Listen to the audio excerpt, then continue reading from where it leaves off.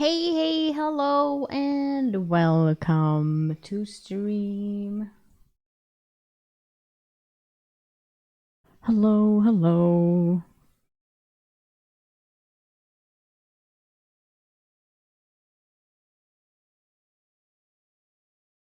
Some of you might have seen my Discord message that I did before I fell asleep, because I couldn't fall asleep before I got it out of my system. So, in the Discord, I wrote,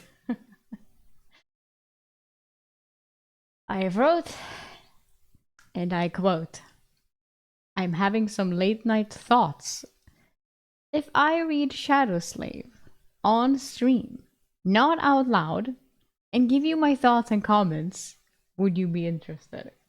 And that I might try with one chapter today and see how it goes. It got a lot of reactions, positive reactions. Because I'm like, technically, I should move on from Shadowslave because I cannot read it. But I can't because I'm still reading it off stream, but it will never be the same as when I read it on stream. And there's so many times when I read it and I was like, I need to scream my thoughts about this. And if you missed it, I used to, for a while, a pretty long while, I would say, in the Discord as well, in a book club, I have a channel named Book Club, I wrote out my thoughts for every chapter I read up until chapter 1611.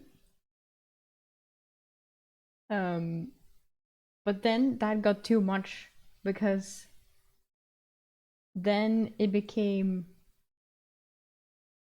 like I read one chapter and then while I was reading the chapter, I had to like switch over to my notes and my phone and write down and then go back. So then it became like a whole chore just to read when I just wanted to enjoy it. So it felt more like work somehow.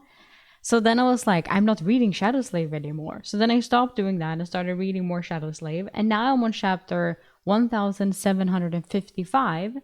And I'm like, I need to talk about I want to continue doing it on stream with people that understand my stupid takes and get the whole egg basket and shit. So what I was thinking, I know an open discussion, but I was thinking that I will create a completely new thing. I will still read a Soldier's Life. Soldier's Life. We will read our 5 chapters of Soldier's Life today, now at the start. And then I will attempt to do what I planned. Which might be extremely stupid, but we will see how it goes. So my plan is to basically just have the chapter on my screen. I will have the chapter we're reading on my screen. You will not be able to see the text because that was a no. No text. I'm like, yes, I get that. No text. There will be no text. I will not be reading it out loud. I'll be reading it silently in my head. You will just see my little stupid avatar. We will see the amazing chat, and you will see what chapter I'm currently reading. I will read it in my head, just like anyone would. I'm not the fastest reader, so you will be able to get to read along. And I will give you the live reactions and live comments, just like we did before. And I will quote or talk around like what I specifically mean. So you're not completely just out of it, okay? That's what I was thinking. But I need to see if it works. If that's like, we have to see if it works. So that's what I'm gonna try to do. And before I do that, I will, of course, go through a little bit of where we're at in the story and my thoughts so far of the things that I can remember, right?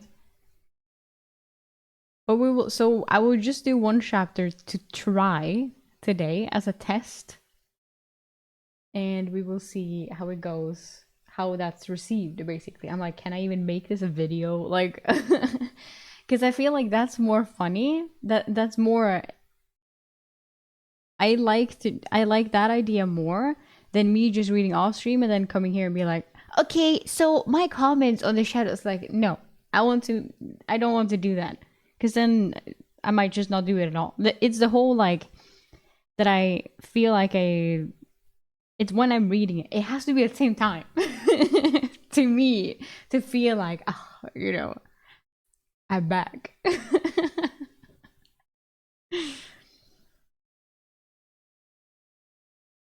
But I know it's just probably stupid for me to do this because Shadow Slave will end at some point, and I understand that it's niche, and then when it's over, it's over. I get that. But then at least it's over, and I can't do anything about it. Now I can still do something about it.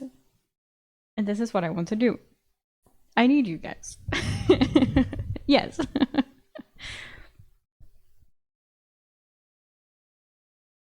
So that's what I'm gonna do.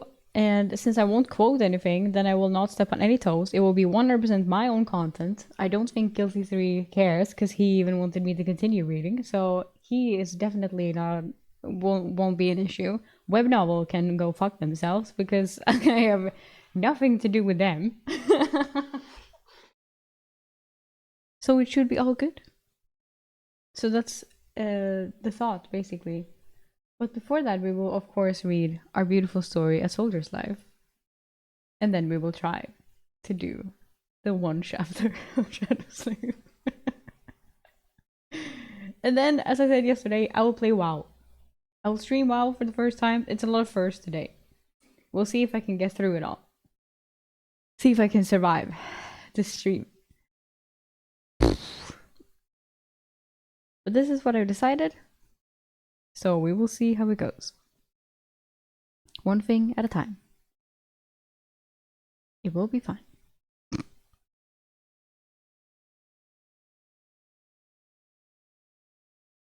Perfect timing. Welcome, perfect timing.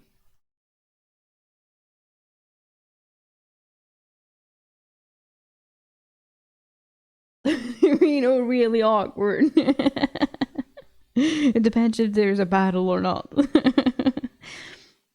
And I don't know, like, how will, if I make this a video, which I probably will, then how will I do it? Will I cut away everything? Or, like, would you want to be able to read along the video as well? I was like, I have no idea.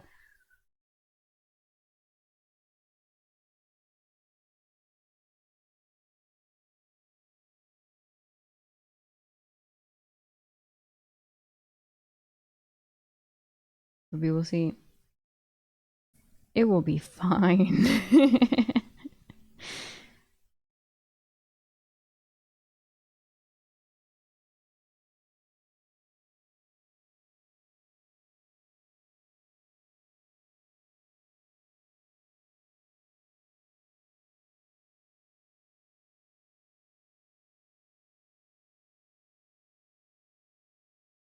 Waiting for the ad break, then I will read.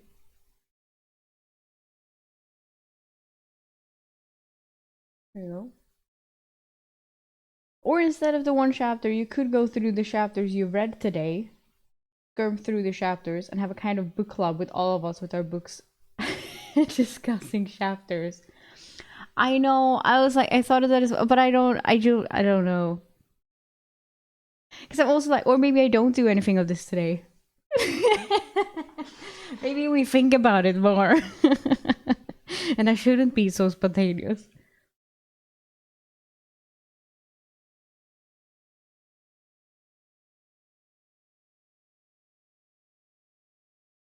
I know Marty transforming it. I know. So that's not an issue.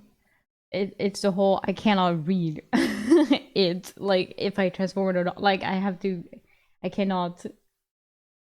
Uh,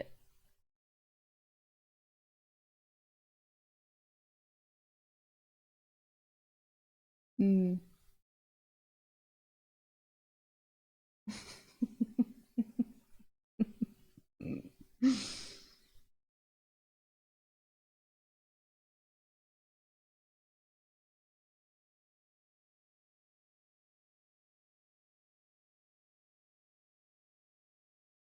You can use your please, but it's not something I would be interested in long term.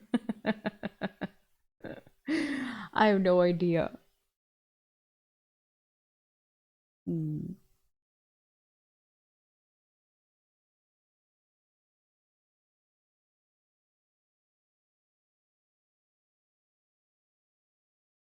Thinking.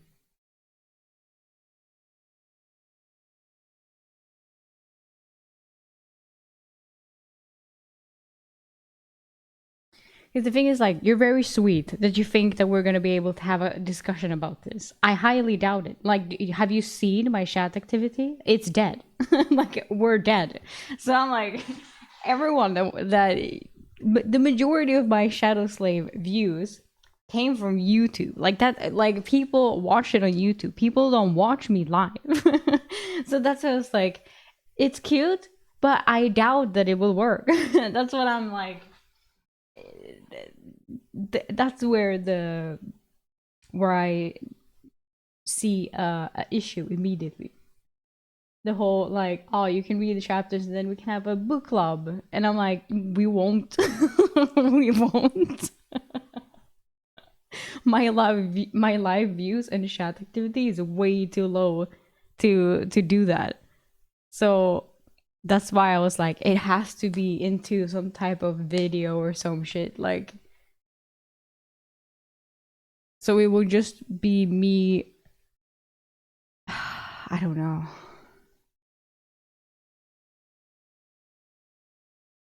I see what you mean though. I like I'm for it, but and it's also with the idea I had. Yes, it's also stupid, but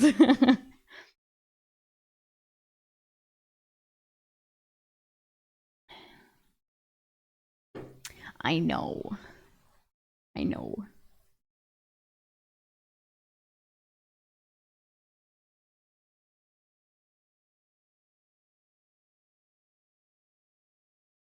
I know, I already thought of that. That's what I was going to do.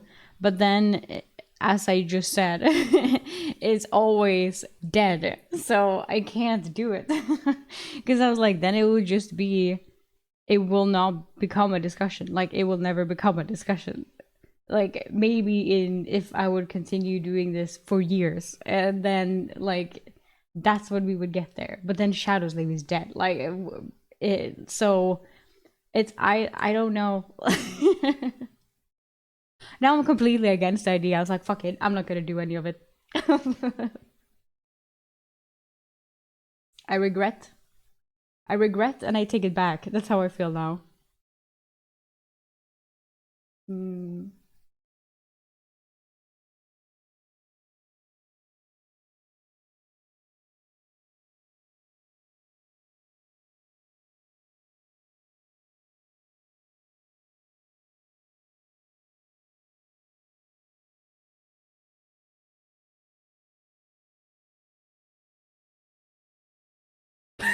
Glad we could help, right? Reality. Fans do starve for good YouTube content. Not like I had like millions of like it's not the views that I'm chasing. You have to understand that as well. I just want to have fun reading Shadowslave again. Like that's all I want. But I can't. And it pisses me off. It still makes me sad because it's not the same. Yes, of course I like reading it still, but it's so like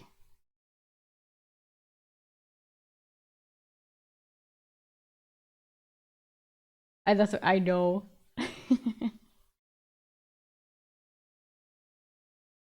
Yeah, and I don't want to make a fucking stupid review. It's like, oh, please, like then it's basically like the fucking recaps I do at the beginning. Like this is what happened last time. It's like, yeah, and who cares? No, I just no. I didn't mean that it was. I just mean it's like, oh, but I don't want to. It's a good suggestion, but I don't want to.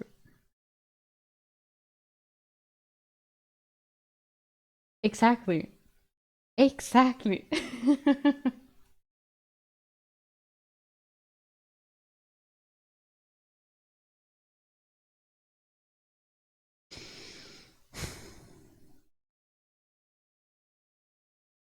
Yeah, fuck it.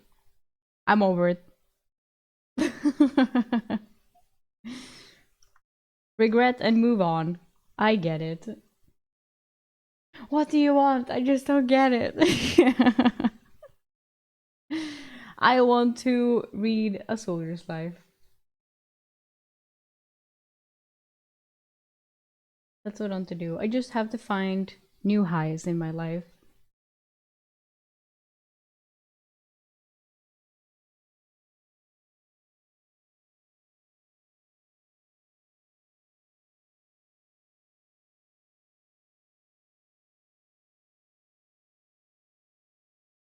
Yeah, fuck it. We will read A Soldier's Life now. Because that I know how to do. I'm allowed to do it. I'm not good at it. But people say they enjoy it. And I do as well. Let's just do this instead.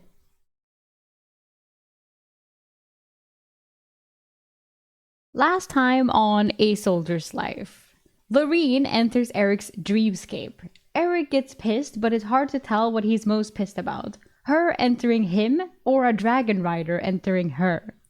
Eric gets his toothpaste that he shares with Mavieth. Very cute. Veronica's mom and brother is visiting, so Eric has to sleep in the alchemist tower. Constantine comes back, finally, but he is not looking good. Dragon attack? Question mark. I think so.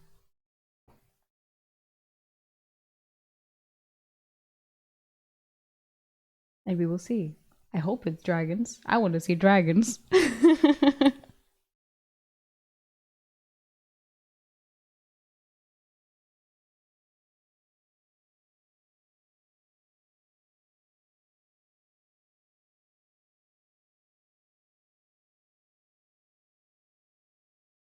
Chapter 1111.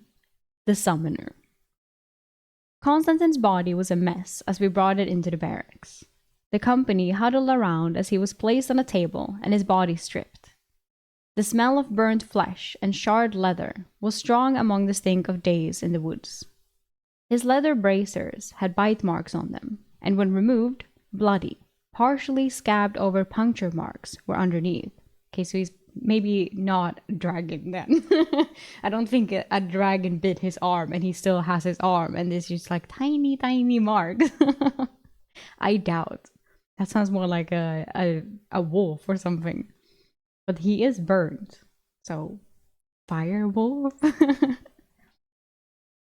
Lurkin checked the forearm. Bone is broken. Get a healer in the city if someone has not been sent already. Felix immediately took off at a run, his footfalls echoing on the stone. Constantine groaned, and Lurkin whispered to him, "You got back, you tough bastard. We will heal you in a day, and you can return to being your old, cantankerous self." Constantine's dry throat tried to speak. Lurkin leaned down and put his ear to the man to hear. Lurkin stood after listening and informed us what he said. He found the summoner. It set a pair of hellhounds on him. Oh, so I was technically right! Fire wolves! What? I was like, well, that's not going to be the case. I was correct. A lot of whispers rang through the men, as no one seemed to know what a hellhound was. Castile walked purposely in at this moment, with Adrian behind her. She answered the question I had.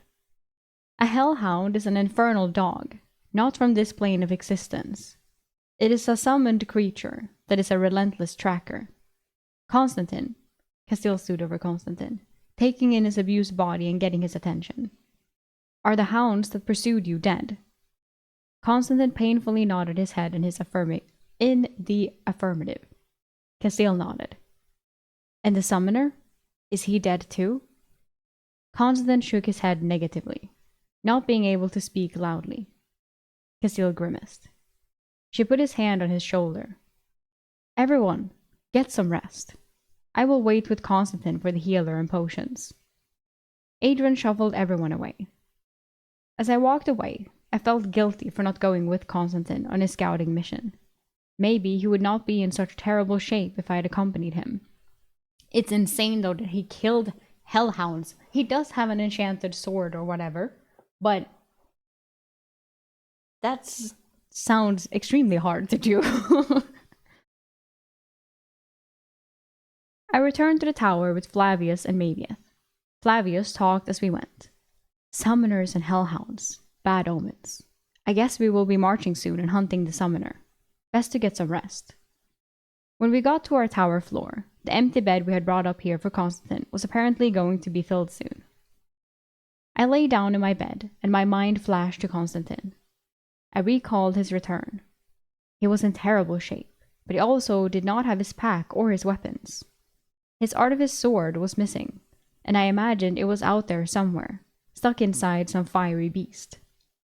I did not use the amulet as I settled down tonight, but did take an oblivion pill to stave off nightmares I knew would haunt me. If I didn't, I would imagine myself looking just like Constantine. I was awakened in the morning by a familiar hoarse voice. Eric, you can sleep through anything. Get up. It is time for breakfast and some training. Constantine's voice was raspy, but it was definitely him. Love you too, Constantine. Glad you're not dead. Or perhaps you are a revenant back from the dead to hound me, I said, smirking at my joke. Mavieth laughed in his deep voice. Mavieth is the best hype man. That is a good twisting of the words, Eric. Hound because a hellhound almost killed him. Oh. I opened my eyes to see Constantine standing over me, grinning. His face was gaunt and his eyes sunken. You look like an ogre just shit you out. His grin faded. I am still fit enough to teach you a thing or two in the practice yard, he rasped out with his dry voice. With what? I didn't see your magic blade on you yesterday, I said, and immediately regretted it. Constantine's face fell in some remembered pain, and maybe it was too soon to be needling him. He finally said, I preferred my life over the blade. Still, might be able to reclaim it if Castile marches us to hunt the summoner. Flavius was already dressed in his armor and at the table in the room. So you found the elven summoner, Traeliorn Kelran. Constantine moved to sit across from him. No, I don't think so. The elf with the hellhounds appeared too young. Flavius was about to interject, but Constantine stopped him. I know elves age really slowly. This one was young. He was no ancient and powerful sorcerer. Flavius grunted in acceptance of his words. I sat up in bed and looked out the window, and the sun was just turning the sky. I sighed and started dressing. I looked at Constantine. I can't believe they healed you up, and you are all ready to go again. The summoner is a real threat, Eric. Castile was doing a message sending to the Legatus Legonis office this morning. Most likely they will order us after him, Constantine said seriously. Flavius nodded at the table in agreement. So, we need to get ready to fight more hellhounds. Is that how you were burned? I inquired as I put on my armor. No, I fell into fire. Yes, of course. Constantine rubbed the side of his face, which had pink new skin. Don't know about more hellhounds. He held up his arm, and a memory of pain flashed in his face. Yes, one grabbed my arm, and the other breathed fire on me. If I hadn't been able to dose myself in a nearby pond, I would be dead. Mavieth boomed from across the room, interested in the story. How did you escape? Constantine shifted in the seat at the table. I was looking at the summoner from a good mile away. He was setting up a ritual circle. I was deciding whether to try and sneak close and get him with my bow when the two hounds I didn't see caught my scent from a cursed mile away. Constantine exhaled angrily. I dropped from the tree and ran. They caught me in no time, even though I was dropping myconid spores. One grabbed my arm while the other breathed its fire on me. Drove my sword into the mouth of a bear. Breather. I'm struggling too much to read. Let's do it again. Drove my sword.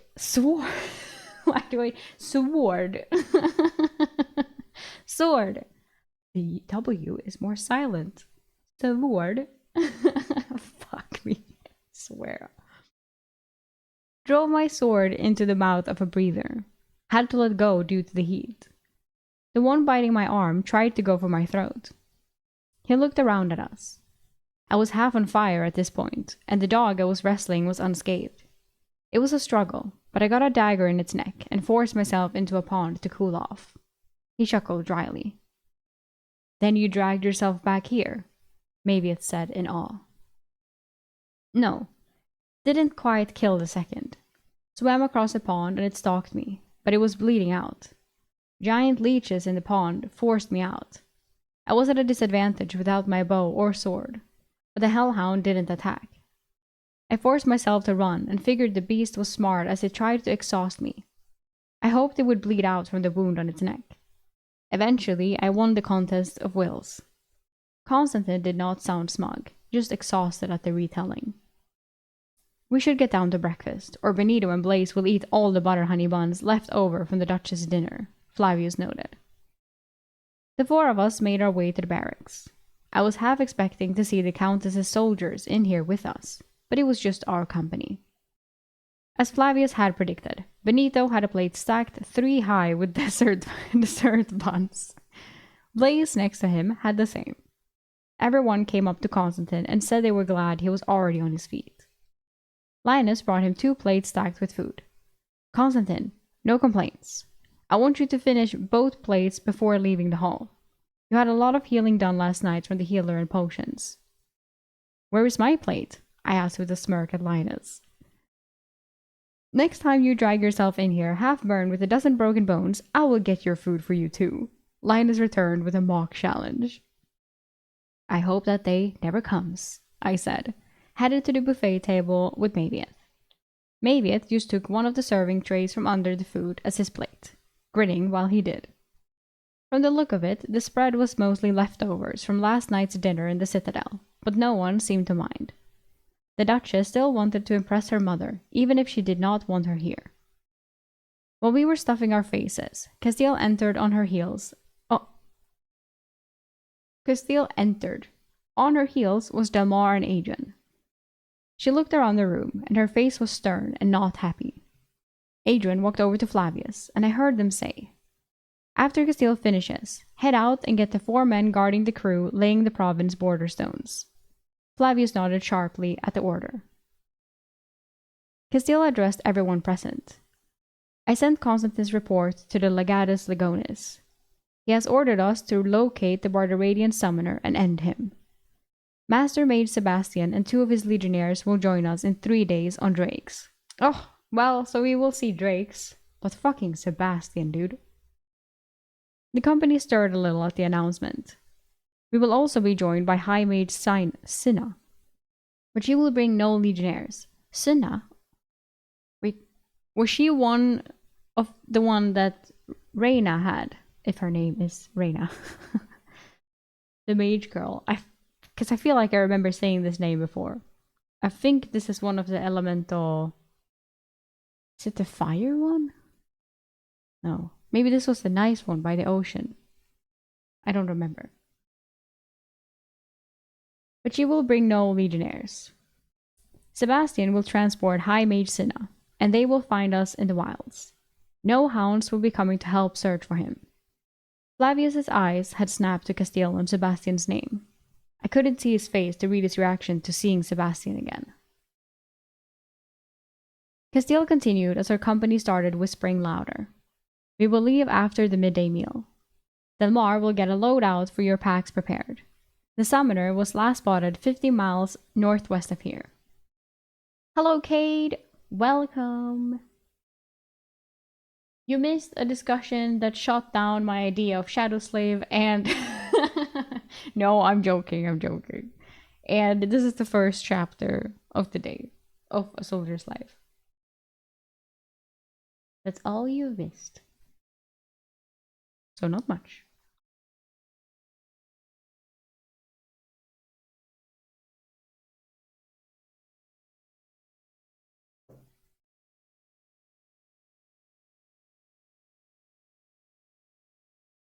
Where did I stop? Sebastian again, right?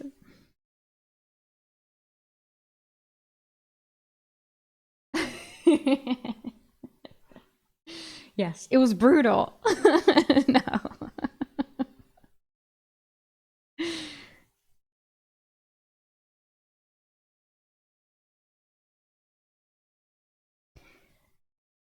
Castile continued as our company started whispering louder. We will leave after the midday meal. Delmar will get a loadout for your packs prepared. The summoner was last spotted 50 miles northwest of here. I already read this.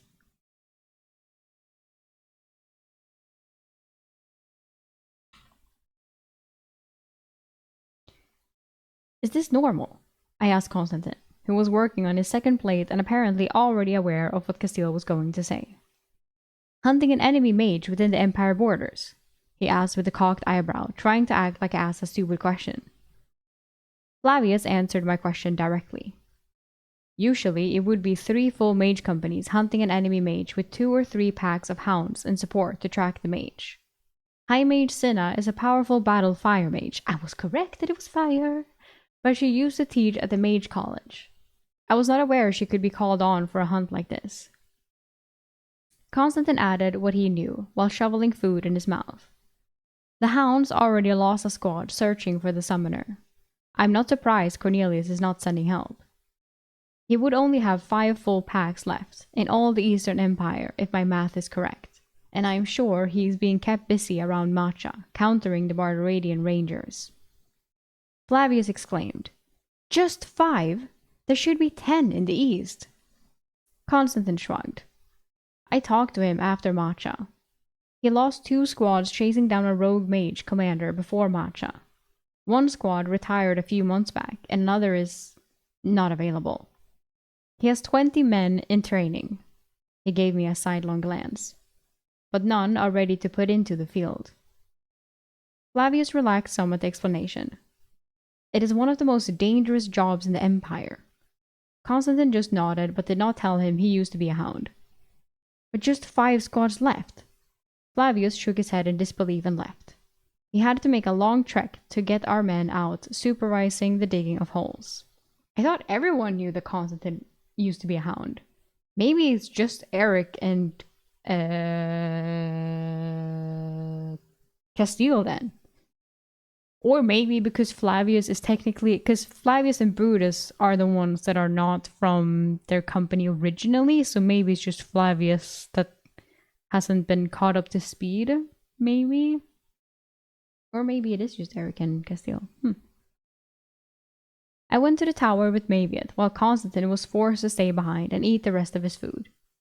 I packed quietly. I packed quickly, thinking we were going to be gone for a while. Mavieth just watched me, and I tightly rolled one of the weasel pelts inside an oiled tarp I used for my tent. I asked him, "Are you not going to come?" Mavieth sat on his bunk, sighing. "I was not asked to go." I looked at him sharply.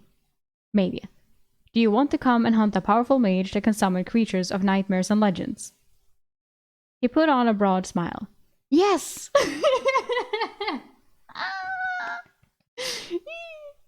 "Traveling with you is always interesting." Oh. He began to pack his things, and I shook my head in disbelief. If I had been given a choice, I most definitely would not be going. We arrived in the courtyard, and Delmar had bundled food for us and a few changes of socks and undergarments. Matteo quipped at seeing the house guards of the Countess. "Never got an apology from the Countess for kicking us out of our rooms." Everyone laughed merrily. Delmar smirked at Matteo's comment. "Why don't you carry the ration packs for the 4 men Flavius is retrieving?" He groaned as it was almost 40 pounds.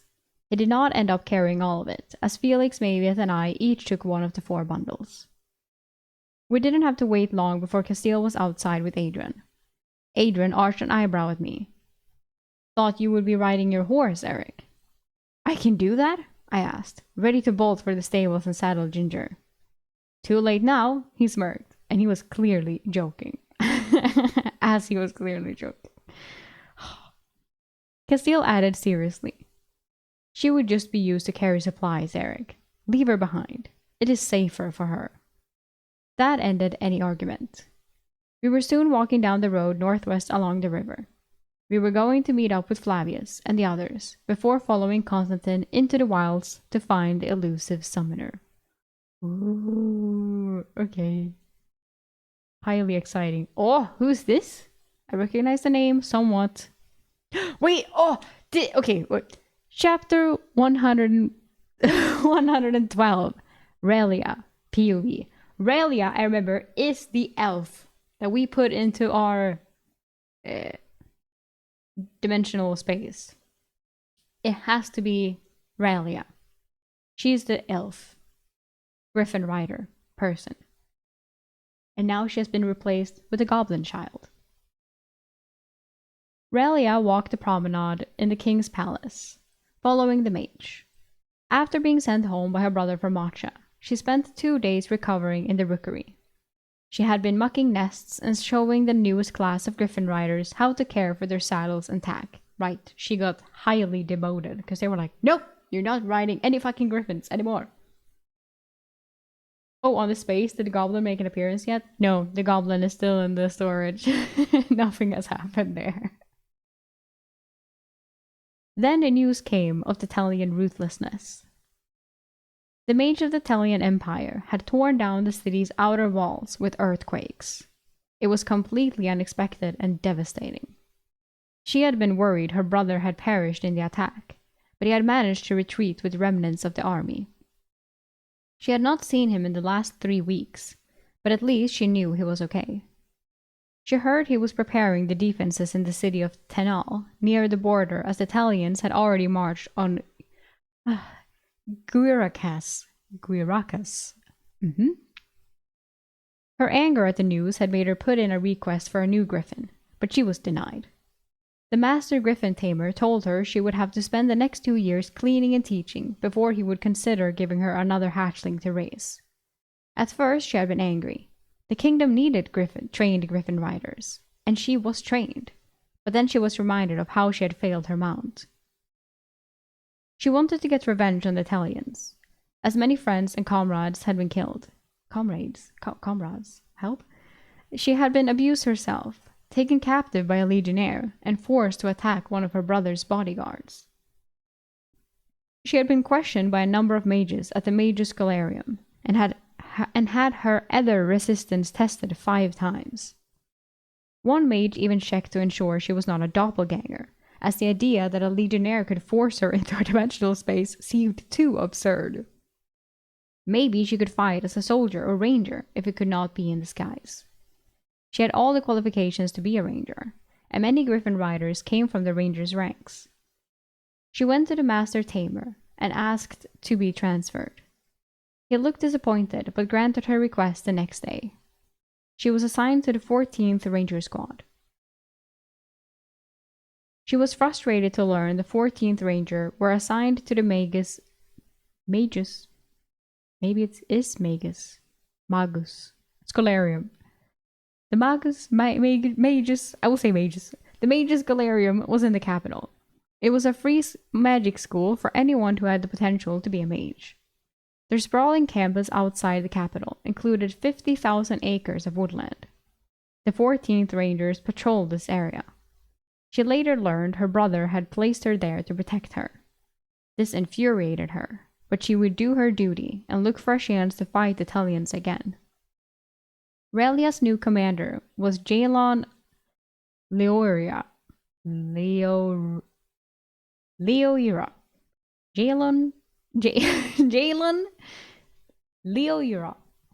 He was an ancient-looking human who was deceptively strong and quick. He must have been taking essences to maintain his youthful physique.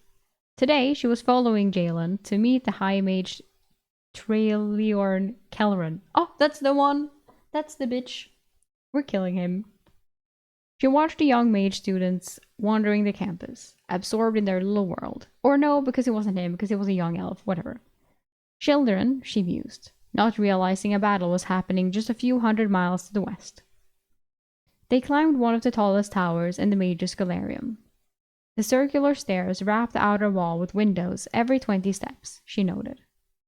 The view rolled from the campus to the woods she presided over.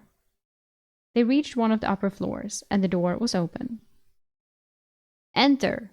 a commanding voice sounded. She followed Jalon inside. She was here to take notes and run messages if needed, not to participate. Relia had never met the High Mage Traeliorn. Do we have to say his name every time? Traeliorn Kelleran before, but she could feel the power oozing off him, just seeing the powerful elf. He took up her concentration, and she missed the ice drake curled in the corner of the room. Ooh. The white-scaled creature yawned, and its predatory fangs had her step back. Traeliorn laughed. "Girl, Kilma is about as dangerous as a puppy. I don't think she has hunted a day in her life." The drake belched a cold mist toward the mage in a challenge. "Go stretch your wings, Kilma. Your disrespect towards me is embarrassing me in front of my guests." The glistening white-scaled drake stood, unwinding its body. Kilma was much larger than she had guessed. The drake slowly stretched and then dove out a nearby window. Traeliorn shook his head. "Failed in taming that one, but she does make a good conversationalist." Invade city, then seek revenge for the comrades you lost during the battle. You were attacking the army, what do you mean? Right? You're just pissed. Fuck. It didn't go as I want. Now I'm pissed about it. Relia couldn't help but voice her disbelief. "You can talk to drakes." Jalon gave her a harsh look for breaking protocol in front of the High Mage. The High Mage laughed. No, but that is the point. I've had a dozen wives in my life, okay? And all we did was get into arguments. Kilma doesn't talk back, so I never lose the argument. Dude, it's Eric! Wasn't that what Eric said? Something like that yesterday about losing arguments with his previous girlfriends, and that he was like, he would always say like, okay, everything is fine, like you're correct, just so that they would win. So he was like, oh, it's over. Oh, Jalon shook his head. He has been married thrice, Relia. You will find our High Mage in prone to exaggerate everything. Now, Trailiorn, why did you request my presence? Do you need more ingredients for your summons? My apprentice just sent a communication. His 2 Hellhound guards have been killed. The High Mage said seriously. Oh, so both of them died then. Is Vairil injured? The old ranger asked, concerned. Do you need us to retrieve him? No, it was just a single scout. But now he has no protections while he sets up the next summons. I would like to portal one of your rangers to protect him for the next month, Trailiorn requested. The old human huffed angrily. The council does not agree with your methods, old friend. Putting your apprentice out in the Empire to summon an unleashed beast is a danger to him and innocent people. The air suddenly crackled with blue sparks. Trailiorn's power emanated, and he screamed at the old ranger. Oh, okay. They killed my grandson in Matcha. I would kill every citizen of the Empire if I could. Okay, this guy has some issues. The old ranger did not back down. Oi. And this guy also has a death wish. How many times are you and your apprentice going to open gates to elemental planes and other dangerous lands? One of these times, the creature you summon will be too strong for you to control. You cannot hide your fatigue from me, old man. Our days of saving the world are over. We are retired. Your grandson made his own choices. Wow. Why is this like fucking Gandalf and, what is he called? Not Saruman, but, you know. Yes, it is Saruman.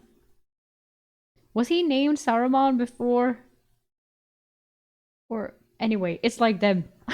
He's like, no, yes, Gandalf.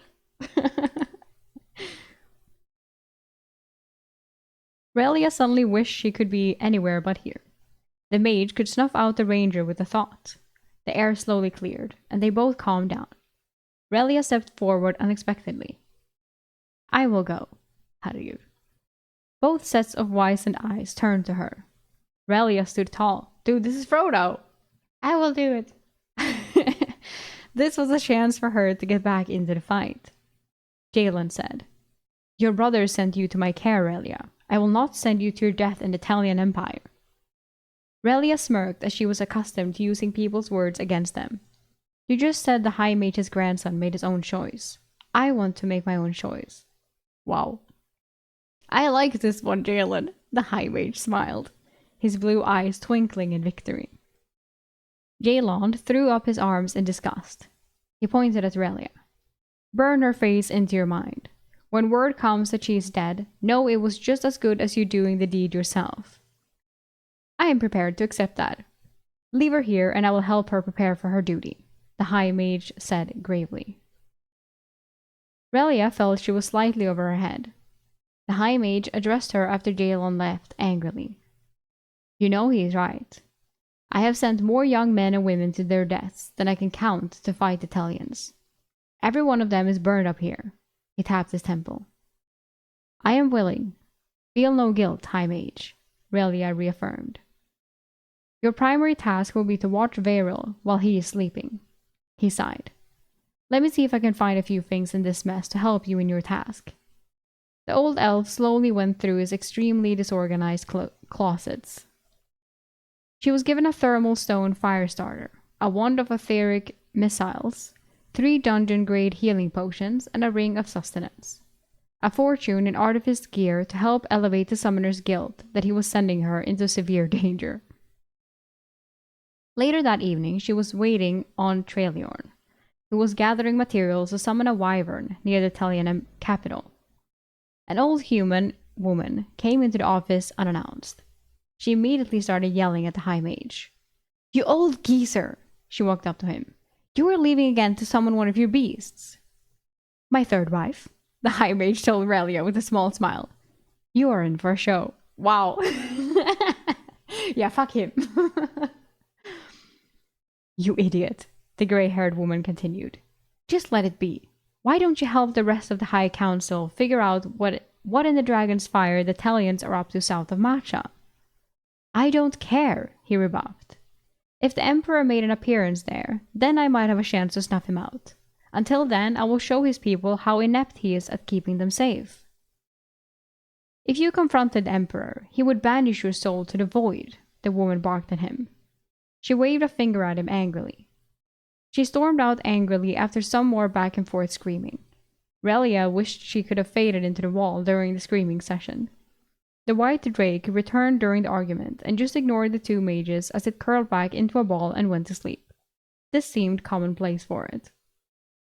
Relia slept in a room below, and the next morning the High Mage opened a portal in his office. Relia's mouth hung open in disbelief. How? It usually took a few mages together to open a portal. The High Mage winked. "Lots of practice. Also, my apprentice has an anchor I can lash the portal to.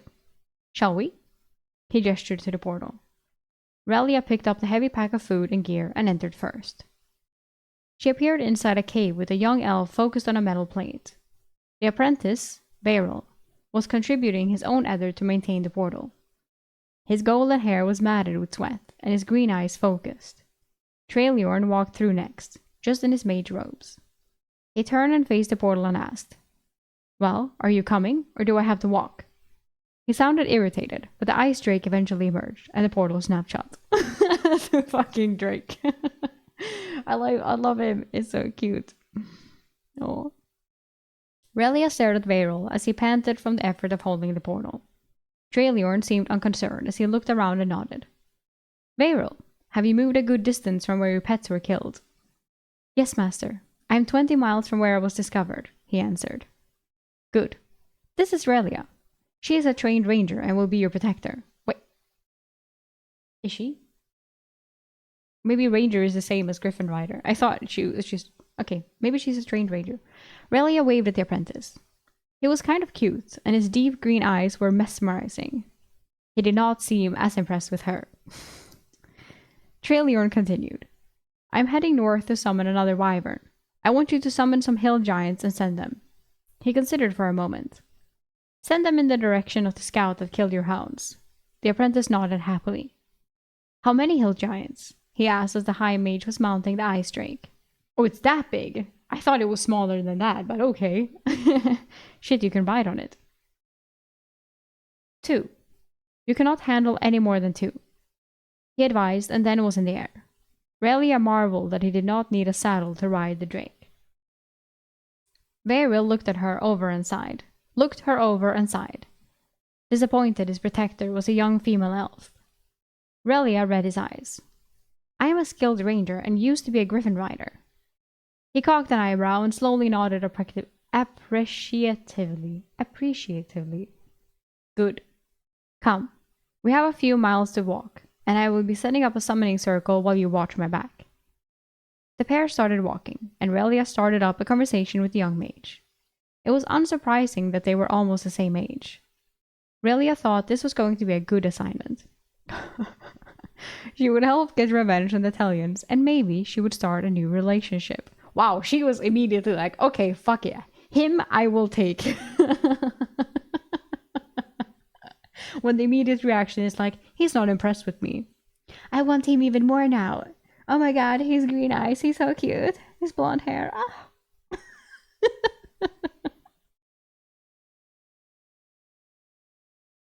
And she's like, and he is like, what the fuck is this shit? I don't want to do this. Interesting. Chapter 113. Sebastian's entrance. Oh, here we go. Eric, do you have my collector? No. The march on the road was mostly orderly. We kept 3 men abreast, spaced 10 feet apart, with Castile, Adrian, and Delmar leading. We passed refugees headed to Sobral every few hours. The refugees found the most interesting thing about our company was Mavieth. I had Mavieth on my left and Brutus on my right, so it felt like every refugee was also staring at me. It felt like a long time since I had been part of the company, having worked in small groups and foraging for the alchemist. The voices of everyone around me blended into a comforting background noise. I noticed we had no scouts out as Constantine was walking next to Firth, 2 rows ahead. Mavieth was walking and working on sewing in the white leather lining to the manticore pouch. I did not have the heart to tell him I did not need it, given that I had a dimensional space. Right. Oh, I never even thought of that. Oh, no. Oh, but it's cute. It's more than just storage. It's cute. It's a gift. Oh. We had marched about a dozen miles when we noted 5 legionnaires sitting on the road ahead. It was Flavius and the men he had been tasked with retrieving. Pascal, Remus, Cyrus, and Soren. Remus was the only legionnaire from Mage Gregor's company who had survived Matcha. He kept to himself, and I could not imagine how he felt losing his mage and everyone in his company. He was also easy to identify when we had our helms off, as he was the only ginger in the company. The 5 men were sitting on large blocks of rough-cut white marble stacked on the side of the road, and I could see a well-worn path heading into the woods. It looked like these were the province markers the men had been burying in the ground for weeks. 2 buried markers on either side of the road reinforced my guess. This must be where they started the project and delivered cut marble from the quarry. I did not see the point of all this effort to place these markers, but I guess the rich people in every world like to remind people what was theirs. We paused for a snack, and Blaze sat with Mavieth, Brutus, and me. So, those are the stones you have been burying in the ground. They look heavy. I patted the marble I was sitting on. Each marble block was roughly 1 foot square and 3 feet in length.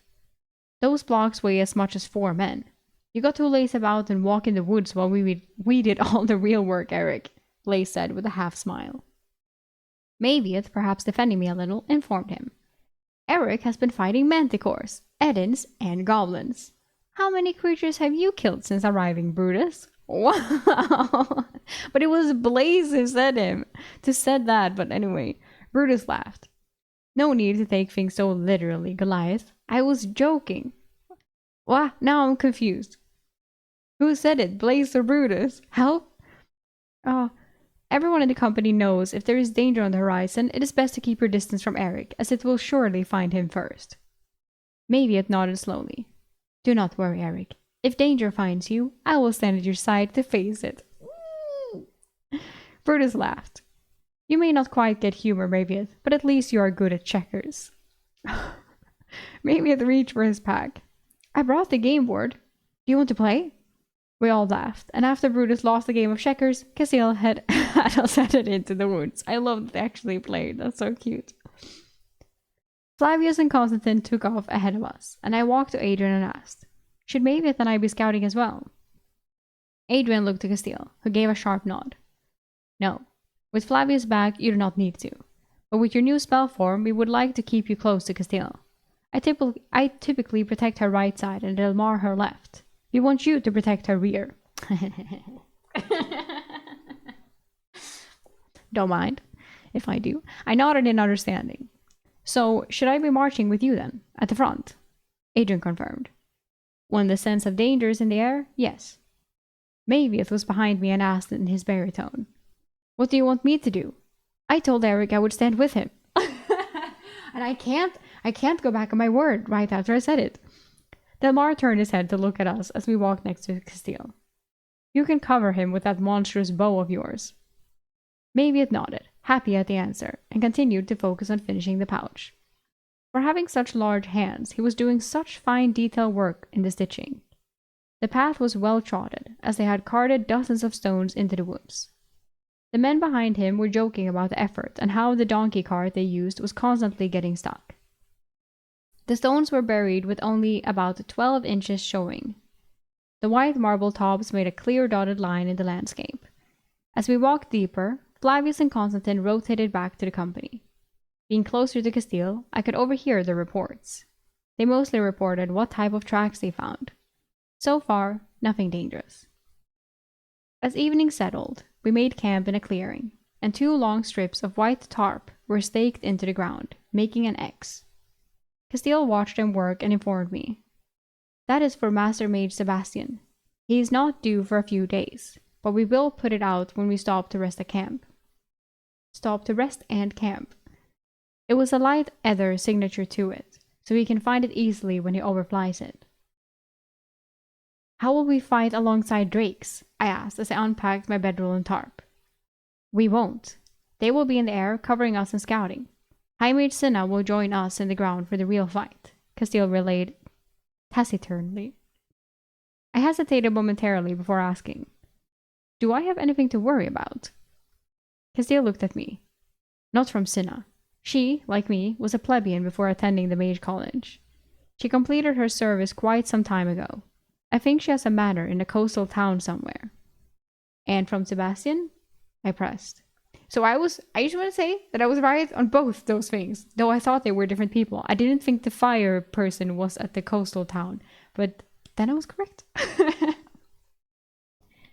Castile looked into the woods where Flavius was circling the camp in the opposite direction of Constantine. He is unpredictable. Knowing his temper, I am surprised Flavius returned to us. Keep your distance from him. I will shield you if I can. I nodded and thanked Castile before setting up my tarp tent. Mavieth had a tarp but chose to sleep under the stars since the buggy season had passed. After dinner, I lost a game of checkers to Mavieth and went to sleep. I was asleep for maybe 4 hours before someone was kicking my boot. I was instantly awake and putting on my helm. Felix smirked. All is fine, Eric. Your turn for watch. I groaned as I had forgotten that I would be part of the night watch rotation since I was no longer scouting. I was paired with Pavel, and we took the positions and huddled in our cloaks to keep the body heat trapped inside. It was cold enough tonight to see our breath form a cloud on exhaling. Pavel had a Legion cloak, and I had my black Manticore cloak. It did a much better job retaining warmth. I would roll it up and send it to my dimensional space after the watch to minimize wear and tear. Pavel was not much of a conversationalist. He was also struggling to stay awake. The only excitement all night was a normal owl swooping down and catching a rodent of some type. I slept another 5 hours and was up before dawn and packing. Larkin fed the company, and we continued our trek, following Constantine toward the last place he had seen the elven summoner. During our afternoon break, Mavieth proudly presented the Manticore sack to me. He had dyed it black to match my cloak. It was large enough for me to squeeze both hands inside, or maybe it's single hand. It looked exceptional, except I knew where it had come from. Right. Mavieth excitedly explained. I used the ice drake hide for its natural chilling properties. It can help herbs you gather potent for much longer. The Manticore leather should be able to take a pounding, but still last you a lifetime. I have seen warriors in my village pass one down for generations. Oh. It is fantastic, supple, and smooth, Mavieth. It feels weird to say that a ball sack is smooth like that, but okay. Your effort and care in making it will cause me to treasure it always. I studied it for a moment longer under his watchful eye, and then sent it to my dimensional space. I explained.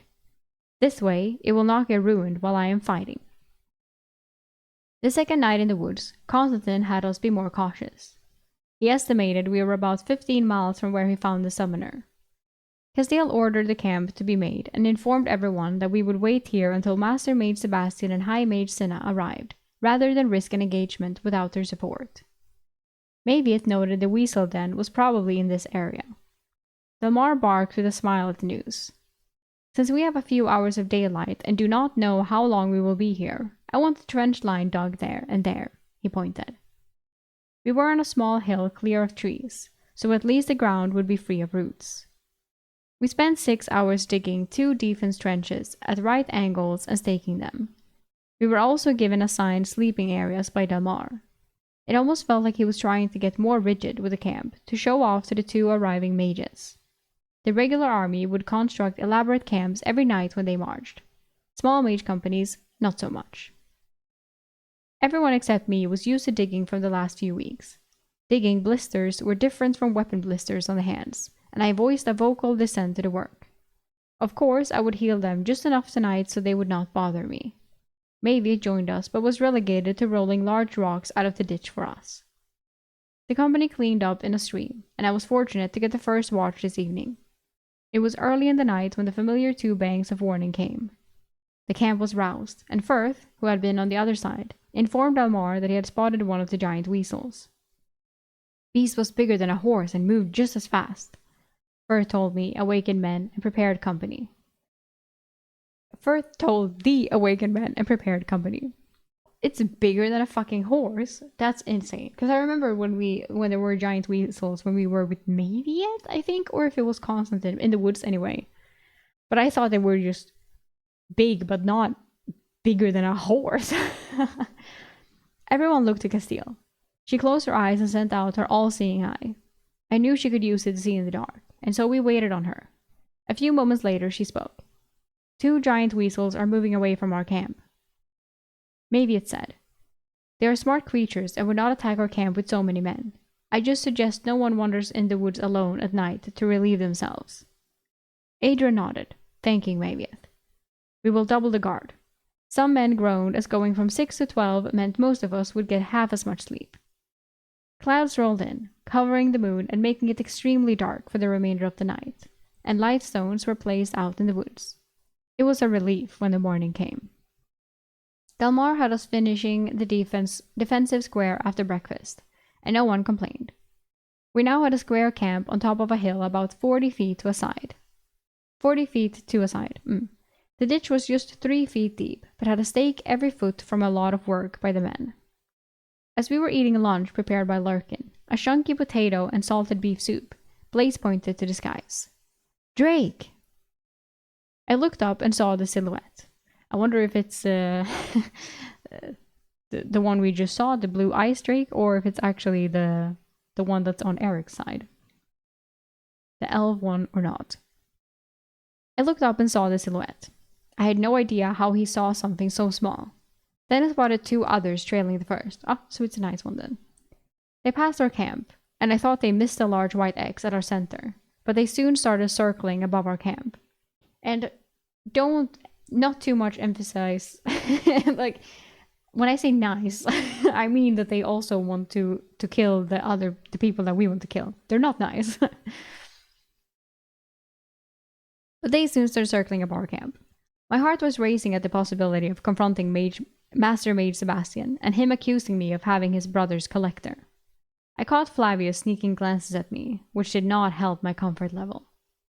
The drake circled for an hour, slowly descending from their heights. Castile was standing next to me and noted. He is scouting around our camp, but also I think he's drawing it out to make us wait. "Who is on the other 2 drakes?" I inquired. 2 of his legionnaires, probably drake tamers from his estate. The Emperor rarely has Sebastian help with missions.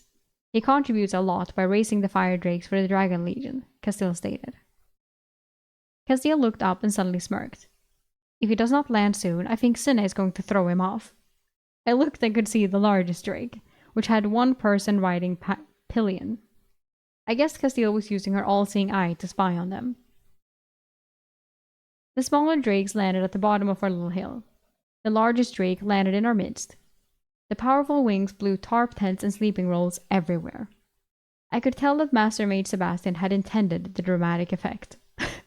He slid out of his saddle to the ground, smiling smugly. His grand entrance made, he addressed Castile imperiously. "Mage Castile, it seems it has become a habit of mine to come and rescue you." Oh, shut the fuck up. The woman behind him dismounted less gracefully, and her legs were a little weak from the ride. The woman did not look like a wizened old mage. Her auburn hair was braided into a long ponytail. Her light brown eyes were lively. She appeared middle-aged, maybe in her late 30s, and was one of the tallest women I had seen in my time, nearly matching my 6'1" frame. She ignored Sebastian and came to Castile and gave her a hug to Sebastian's consternation. "Castile, my child, it has been ages. You have never visited my estate." Master Mage Sebastian frowned at being ignored. But if my understanding was correct, then she outranked him as a high mage.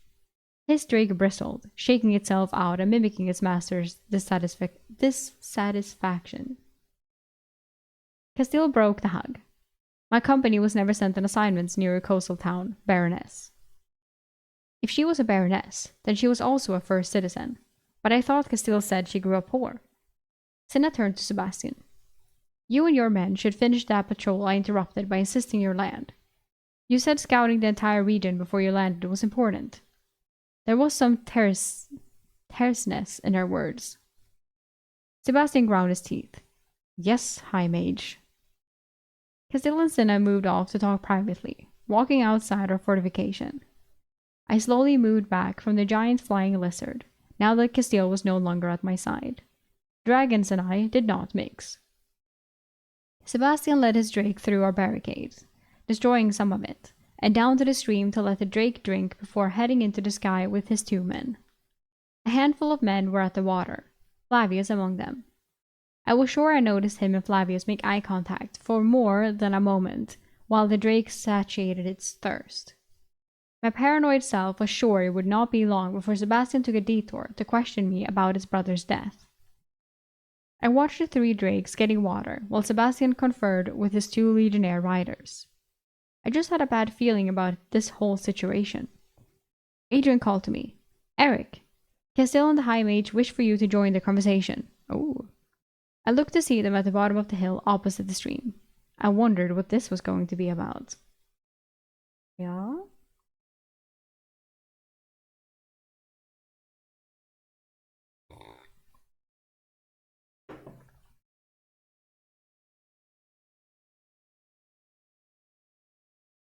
Chapter 114. Cinna, the High Mage of Fire. I had been ordered to talk with Castile and the High Mage, who seemed familiar with each other. I walked down the hill from our camp, stepping between the stakes. Castile was a head shorter than the auburn-haired High Mage. They both turned and faced me in unison. Castile introduced the mage. This is High Mage Cinna, Mistress of Fire, Baroness of Pistachios, a small village on the northern coast. Cinna looked me up and down and extended her hand. We formally shook wrists, and the formality confused me. She asked, This is him? He's a big boy but looks young, and inexperienced. If he's going to watch my back, is he any good? Castile smirked. As good as Delmar or Adrian. He has a decent air shield spell form as well as a dimensional space. The High Mage arched her eyebrow, reassessing her initial appraisal of me. Castile addressed me. While Cinna is with us, you will be her personal guard. Oi. My surprised look had her explain further. High Mage Cinna outranks Sebastian, so as long as you are in her service, he cannot command or question you. Ooh! Hell yeah! I was confused but understood this was a way to protect me. Yeah, but how did she tell Cinna about this? Did she just tell her everything? Okay, so anyway, this Eric guy, right? Let me tell you everything. Did that mean Castile trusted Cinna? I tried to sound happy at the assignment and asked the High Mage, Should I call you Mistress, Baroness, or High Mage? Cinna laughed, amused with a musical voice. Just Cinna is fine. Legionnaire Eric. I no longer teach at the Mage College or command a Legionnaire company. My first citizen status is only so the Emperor could continue to call on my skills when needed. So that is why you're here. The Emperor called on you, I asked, and realized perhaps I'd overstepped. Cinna pursed her lips in anger, and I got worried. I volunteered, she said tersely. The small fishing community where my estate is located was inundated with giant waves. 24 of my people were killed, and most of the fishing boats were destroyed. I am here to get some revenge on the elven summoner who summoned the water elemental that caused the disaster. Everyone is here for revenge. It's crazy.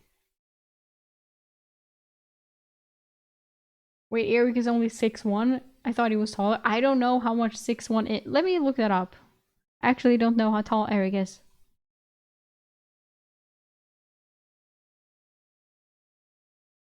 He is 185. Yeah, 185.4. But that's not. But the thing is that it's not that he is huge. Like he's huge in their standards because everyone here is short. He said like, oh, everyone here is pretty short in quotations. But I mean, 185 is still tall. But I don't know how, like, maybe to him, like, if everyone would say, like, if the standard there is like, if you're tall there, you would be like 170 or like 160. Then like 15 centimeters above that is fucking tall. Like, so he still stand out. He stands out. But yeah, okay. Her eyes took on a blue glow of ether tinged with red, and I could feel her ether stirring violently in her core. This little display showed me why she was considered a high mage. The flare of volatile power disappeared as quickly as it had come. Castile nodded to me and left me with Cinna. What do you need me to do for you, Cinna? I asked with as much respect as I could wave into the words. It was definitely not because I sensed her oppressive power a few moments ago. We must wait for Sebastian to give us a marching direction. Show me to your tent until then. Oh, okay. Okay. She waved her hand up the hill at our square fortification. Bro. I led her up the hill and showed her my tarp tent in the camp. It was very simple, with thick poles cut from branches forming 3 A-frames at the ends and middle. The tarp was staked over the frames. One end was open, and the other was closed. My weasel pelt was laid out on top of my Legion-issued bedroll. She assessed the space, and I was worried she was either going to be sharing it with me or kicking me out. It would be a tight fit for 2 people, but doable. He's like, I mean, it's doable. What the hell? It has been a few years since I camped on the march. You can set up my tent next to yours, Cinna informed me, and before I could ask where her tent was, a large backpack hit the ground with a thud. My mind raced, and I put it together quickly. You have a dimensional space. Cinna smelled. She smelled. Cinna smiled. Not a spell form like you, Eric. She tapped a ring on her finger. A dungeon artifact storage ring. Oh. Works the same way as your spell form, and it is twice the size of yours. Please, she said with a mischievous smirk. Mavieth, who had been watching from a distance, approached. Hi, mage. Can I interest you in a game of checkers while Eric sets up your tent? Mavieth, wouldn't you rather help me set this up? I indicated the large, tightly wrapped tent. Oh, she would love some checkers. No, the Goliath, that is my task. I would rather play checkers with a more challenging opponent. Brutus, Mavieth's usual opponent, huffed from a dozen feet away. Wow. Cinna smiled at our playful interaction, but then sided with the Goliath. Friend Goliath, I would be honored to play a game of checkers with you. Hell yeah. They moved off to some logs and a makeshift stone table in the camp that the others cleared for the high mage as she approached. The drakes took to the skies from the stream and began their search while Mavieth and Cinna set up the board. Brutus came to my aid and helped me with the tent. It was a large tent, requiring a dozen 8-foot poles to be cut to assemble it. Thankfully, Brutus was familiar with the style. The final assembly gave the high mage a roughly 8-foot cube tent out of the oiled canvas material. There was a square floor panel as well, but no bedroll. Mavieth and Cinna had a lively conversation during their game nearby, and I was worried that the Goliath might retell my prowess with the manticores. With the tent finished, Cinna approached, nodded in thanks, and entered. She left the flap shut for privacy. Maybe she had more space in her ring and was laying out a luxurious interior. Mavieth sat with me. She's a charming woman. She even won one of our 6 games. Oh wow. Constantine and Flavius had been taking down a large deer for dinner. The best cuts were for the men, while the remainder would go to the drakes. When Lurgan had dinner prepared, Castile brought a portion into Cinna's tent and did not exit before the sun was setting. We were waiting for the return of the drakes.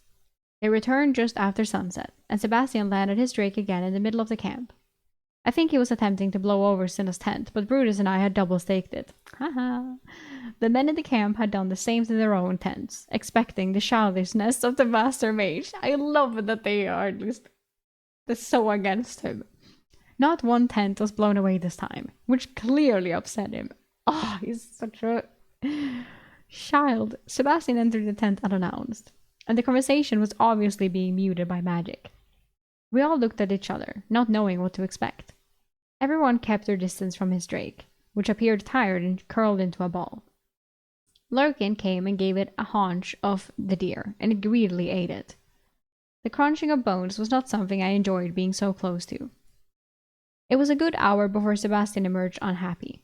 He gave me a hard look before leading his drake down to the stream, where the other two drakes had already been unsaddled and fed. Adrian and Delmar were called into the tent. When they left at dark, Delmar went to bring Castile's things to the tent while Adrian gave orders. The Master Mage did not find any... Wait, Adrian and Delmar... With Cinna and Castile in the tent? Totally just discussing strategies. Right? The Master Mage did not find any sign of the summoner. We will be marching northwest in the morning, following Constantine. The drakes will keep watch from above. Everyone felt better knowing the 3 powerful drakes would be overhead, but I was not so certain. That night there was a commotion in the woods. The loud squealing, hissing, and sounds of combat woke the entire camp. Constantine went down and came back to report. The drakes killed one of the giant weasels. They are feasting on it now. It should quiet down in an hour. Mavieth seemed upset. Waste of a good pelt. Should have skinned it first. The following morning we packed up camp, and I struggled to get Cinna's tent rolled tightly enough to be returned to her dimensional ring. Mavieth and Brutus had to assist me. When we marched, Brutus and I were on either side of Cinna, with Mavieth behind us.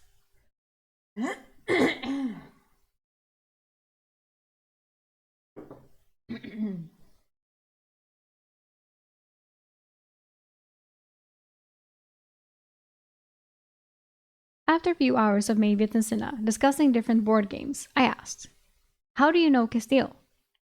Cinna smiled. "I was a chancellor at the Mage College, finishing my own service to the Empire when Castile started there. Those not of royal blood tend to have a difficult time. I mentored her and helped her acclimate. I am the reason she chose the Legion over serving Duke Octavian." Blaze and Willie in front of us couldn't help but turn around in shock at the gossip, but quickly focused forward. Cinna just smiled. Sorry.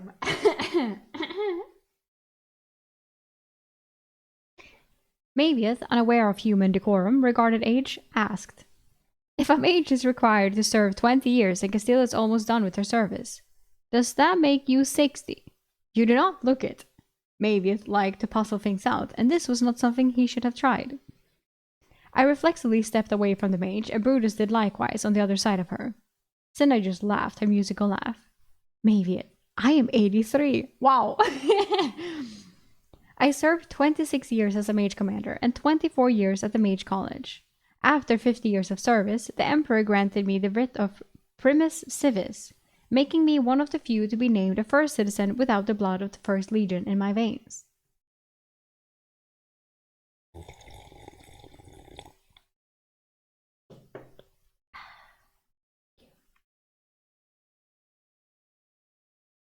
Mavieth grunted. "I would not have guessed you for being older than 40. 30, Mavieth," Constantine said, appearing from the woods. "If you are dumb enough to guess a woman's age, always guess 10 years younger than you think. She will not burn you to a crisp if you are wrong." I added my wisdom. "Mavieth, it is better never to guess at all." Cinna laughed. "Maybe, but I have seen enough for 2 lifetimes, and someone asking my age is not going to upset me. Much. And the Emperor does grant favors if you are useful enough to keep around." Constantine walked next to Cinna. "Hi, Mage. I was training your bodyguard in the finer arts of scouting. I would hate for his skills to get rusty. Do you mind?" Cinna nodded her consent, but before I took a few steps she added, "Just do not wear him out, hound." "I am no longer a hound, High Mage," Constantine grumbled. It appeared that these two knew each other as well. "What does Cornelius always say? Once a hound, always a hound?" Cinna replied. "That old goat says a lot of things. Sometimes I think he just likes to hear himself speak," Constantine grumbled. "Come on, Eric. I found some interesting tracks that I want to show you." When we got off into the woods, Constantine showed me some bear tracks and old knoll tracks. We worked our way on the right side of the column, while Flavius was on the left. Constantine seemed a little anxious about this quest, and I finally asked him when we stopped to take a break while the company caught up. "You don't appear to be your normal cheerful self, Constantine. What has got you on edge? I said, chewing on some jerky. When you are hunting mages, nothing ever goes as planned. I do feel better with Cinna here. Just hope she does not burn down the woods while we are in them, he said, sipping water. With a summoner, you never know what type of creature they may have summoned as well. Also, he paused, there may be more than one summoner. I only saw the young elf, but that does not mean there are not more. I finished the afternoon with Constantine, and we found another hill for the company to make camp on. Delmar wanted trenches dug again, so we stopped with a few hours of daylight. Since I had scouted for half the day, Adrian informed me I was off trench and guard duty tonight. Scouts did travel 2 to 3 times the distance of the rest of the company. I still had to set up Cinna's tent. Mavieth helped this time. We had not staked it yet when Master Mage Sebastian landed in our midst. Oh no. The tent was blown away, and he dismounted smugly. He went to Castile Cinna with purpose. The summoner just summoned 2 hill giants 20 or so miles west of your position. If you hurry, you can catch him before he relocates. Adrian approached. Night hike with 2 hill giants in the woods is not advisable. If you're going to fight them, I would want it to be in the light of day. Not your decision, Legionnaire, Sebastian barked at Adrian. Not yours either, Cinna said forcibly. Sebastian narrowed his eyes at the woman who was deciding on a plan of action. Cinna finally said, we will leave at midnight. That will give Castile's men some time to rest and should put our encounter with the giants after sunrise. Sebastian was not happy and growled out. We will rotate watch during the night on the giants. He was holding in his anger. The summoner will not be trackable from the air. He mounted his drake and took to the air, blowing the camp into more of a mess. I turned to Mavieth. Just how many freaking kinds of giants are there? Right. More giants. Chapter 115. Pig Roast. I had asked my question about the variety of giants to be rhetorical, but Mavieth answered me anyways. The Titans come in many varieties. There are the cloud and fog giants of the Dresimir Mountains, then the corrupted 2-headed Edens, but you are familiar with them already. The stone giants are builders, but are nearly extinct as all the great Titan cities have been destroyed. The storm giants ruled all the giants before the Civil War ages ago. The hill and mountain giants are cruel warriors and the most populous of the giant kin. They are both solitary and live in tribes. Mavieth counted on his hands, trying to remember. Ah, yes, the frost giants live in the harsh cold north, but they keep to themselves. They do not like outsiders. You forgot the fire giants, Cinna said, having overheard our conversation. The fire giants love battle more than anything and are always looking for a reason to engage. Why haven't the giants taken over the world? Benito entered the conversation as he was untangling the mess from the drake. Cinna shrugged. I have not studied the histories, but I think the Titans once ruled all of Desia. Mavieth nodded. They did. The storm giants were similar to your first citizens. They governed all the giant races. Goliaths used to be bloodhound to the stone giants and helped them build the world's marvels. Tales are passed down in my tribe of the time where the schism and civil war among the Titans. The giant races fought and destroyed each other all over the land. None of their great cities stand today. Ooh. Mavieth looked at Benito. To answer your question, all the Titans are cursed. Not only is conceiving children extremely difficult for most of them, but it takes over 50 years for them to mature. Some of them have over permanent maladies. For instance, the hill giants have the mentality of a child. Benito quipped, I have met some pretty smart 3-year-olds. Oh, Adrian grunted at Benito and didn't comment. Most of the giant races are hunted in Desia as well, Adrian added. Don't bother setting the tents. Just get some rest. This night march is going to be taxing, and there is a fight at the end. We cleaned up the camp from Sebastian's landing and packed our backpacks. Cinna had a small tarp and laid it down a few feet from my bedroll. Cinna had no problem appearing to fall asleep, and I guessed, as her temporary bodyguard, I needed to keep an eye on her while she slept in the open. I set my roll against a stump to use as a reclining chair. Eric seems to be well liked by older women. I think so.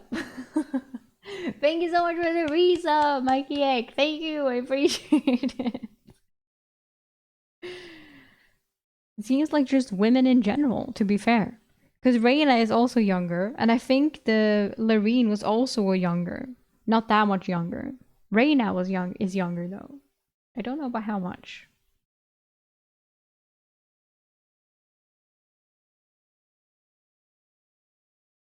Brutus brought me dinner. Salted fish that had been boiled into a vegetable soup. Sometimes you have to eat things that are unappetizing to keep your calories up. This was not one of those times. I poured my bowl of soup down a hole in the stump I was sitting on. Yeah, hell yeah, I would have done the same. Hopefully, whatever creature made its home down there would like it more than me. I took out some hard salami and cheese from my dimensional space when it got dark, and before the blue moon revealed itself. I ate more than I should have, but doubted there would be a chance to eat again before the battle. I watched our camp be restless all night as it was the eve of battle. When Delmar called for the march to begin, we all moved slowly, not looking forward to facing the hill giants. Mavieth had chosen to stay on the other side of High Mage Cinna, which I greatly appreciated. The blue moon had decided to show itself, and the cloudless sky gave the woods an eerie blue light. A single glowstone was carried by the last man, Matteo, in our line. This was so the drakes could find us from above. Progress was slow, and Constantine and Flavius were leading us. I only saw a drake silhouette on the blue moon once on the march when we passed through a clearing. I felt a lot better knowing we had 3 ferocious beasts overhead. Some men whispered back and forth as we made our way. High Mage Cinna then asked a question I dreaded. Eric, you are from Tsingao. I love their national delicacy, caramel bread. Maybe she's lying. Maybe it's not caramel bread. It is pronounced caramel in my small village. Oh, caramel. Caramel. It is pronounced caramel in my small village. We only had it on special occasions as there were only a few goats to get milk from, I replied smoothly. I had the name of the village ready if she pressed. Ooh, someone has read up. Oh, so you know how to make it then? After we finish this hunt, I may spend a few days in Sobral, Cinna said excitedly, looking me over. I was not sure if she was being genuine or if she was trying to entrap me. At least there was a recipe in one of the books in the dreamscape. I would like to try it too, Mavieth said in his deep voice, overshadowing the whispering. Mavieth realized his error, but he could not whisper well. He tried talking softer. I heard it is an amazing dessert. Melt in your mouth.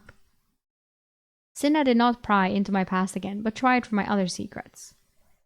Castiel wouldn't tell me if you had any spell forms other than your storage and air shield.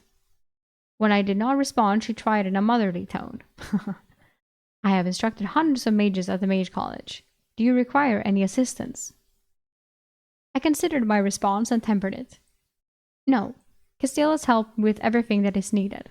My other shaping is too terrible to learn to cast spells. A plume of fire in the sky a few miles off appeared. Are they fighting in the sky? Blaze asked no one in particular. Cinna replied hotly. No, they found the hill giants and are marking them for us. Felix responded from behind me. But that means we won't be able to surprise them. He basically signaled that someone found them. Cinna huffed. I think that is the point. Sebastian's way of showing his displeasure at not making the decisions. Wow, such a fucking little bitch. Come, Eric, we will move to the front.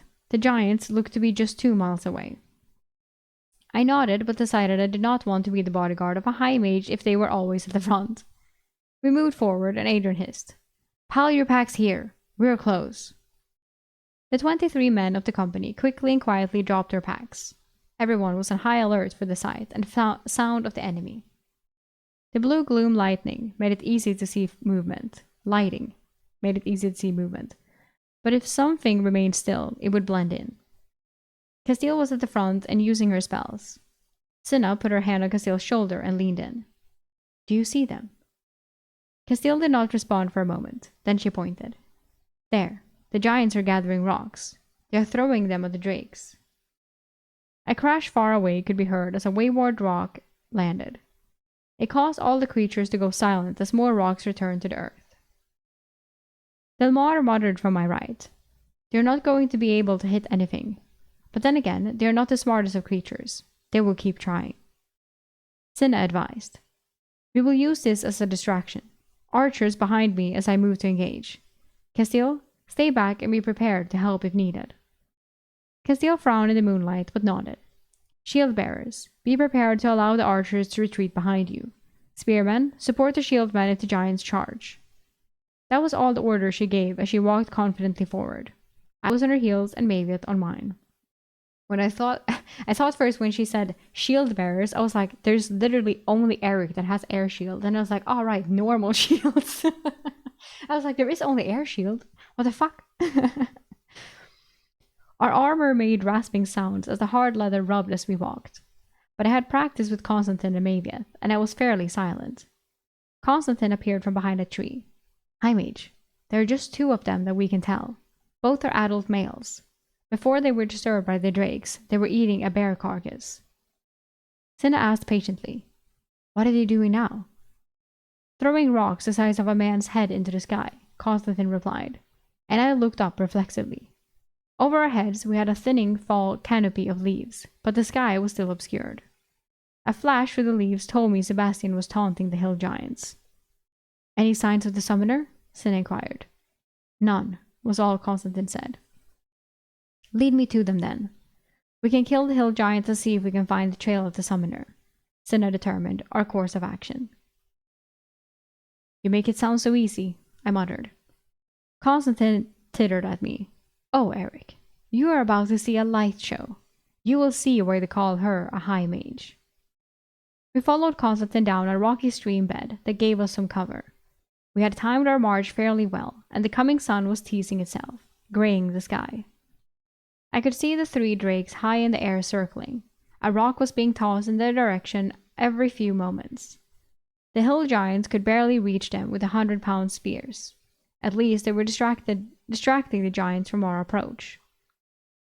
Cinna stood and marched up onto the small hill. I had not been prepared for her boldness, but I stayed by her side. The archers were already formed, 7 men ready with their bows. Constantine and Flavius had moved into their ranks, 6 men with body shields behind them. When I cleared my line of sight, I was disturbed to see the 16-foot hill giants. They were on an exposed rocky hillside for easy access to their ammunition. They looked overweight and childlike as they bent over and dug in the rocky ground for a fist-sized rock to throw. They're kind of cute. One grabbed a smaller rock by mistake and flung it in disgust at the drakes. Being smaller, it was flung further and faster. By some miracle, the stone connected with the wing of a drake. A hissing scream of pain as the drake started to spiral to the ground. Unfortunately, it was not Sebastian's, as the largest drake remained aloft. Unfortunately, it was not Sebastian. Fan. The giants had not even noticed us as they raced to the falling drake. I felt the ground tremble as they ran. Cinna cursed. Hades, take him! They are rushing out of my range, and that rider is as good as dead if they reach him. She turned. Form the archers on the hill over there. I will see if I can draw them back to us. She ignored the men and started casting small dart-sized flames at the backs of the running giants. The darts flashed across the vast distance to the target, homing in and connecting. Dozens of fire darts sprayed at the giants. It seemed to be causing minor burning marks on their backs. That was the unusual thing. These giants were wearing some semblance of clothes. They looked ragged, but they were wearing some heavy cloth or hide. Die.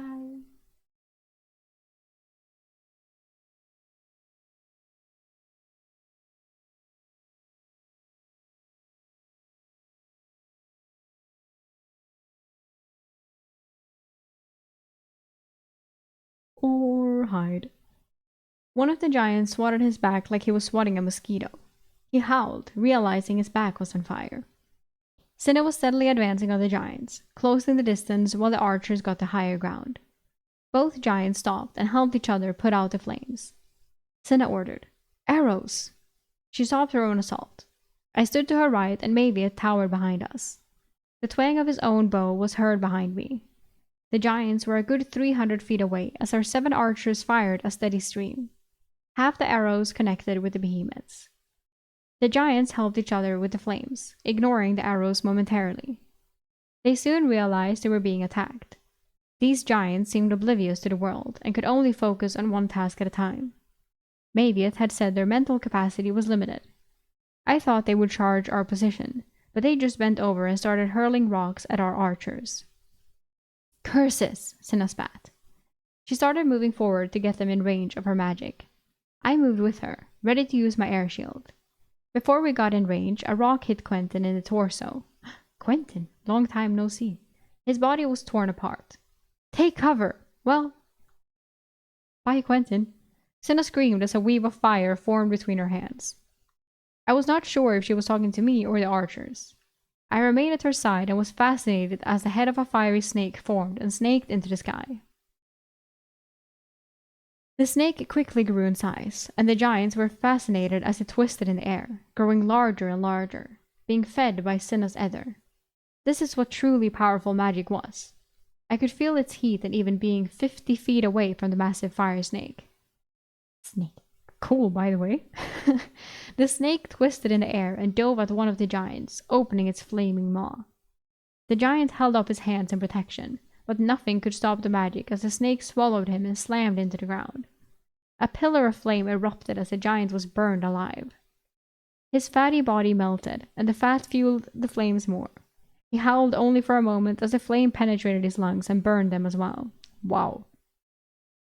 The other giant stumbled away but knew where the giant snake had come from. He slung a rock at Cinna. I was prepared and had an angled air shield in front of her. The rock deflected into the sky, destroying the shield, but saving her life. Thank you, was all Cinna said as she weaved her next spell between her hands. A large flaming ball appeared over her head and sped toward the giant just 100 feet away. The ball struck him and exploded. A blast of heat hit me, drying my eyes and throat and bringing the smell of burning pork to my nostrils. The explosion knocked the massive hill giant down, and his clothes were burned to his flesh. He staggered to his feet, howling in pain, and he was now clearly blinded, with his corneas burned out. Archers! Cinna called.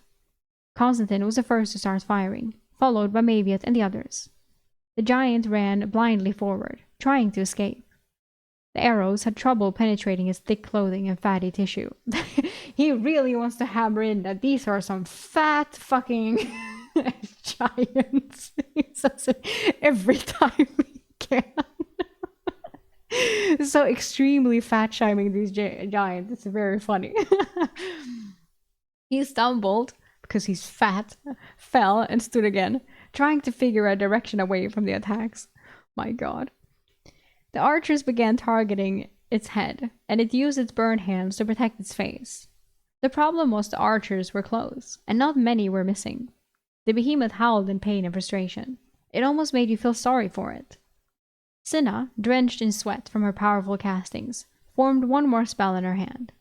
A much smaller version of the snake raised away from her and consumed the head of the hill giant, forcing itself into its mouth and ending its suffering in its horrid cries. I looked on in horror as it struggled to breathe. Do not feel sorry for it, Cinna stated, seeing my face. Those giants eat humans, preferably raw and still alive.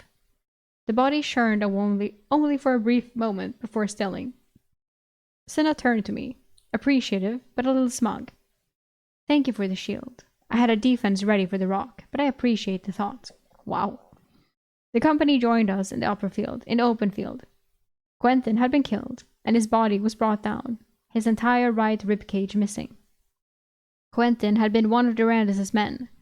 That meant he had been a Legion volunteer and not conscripted.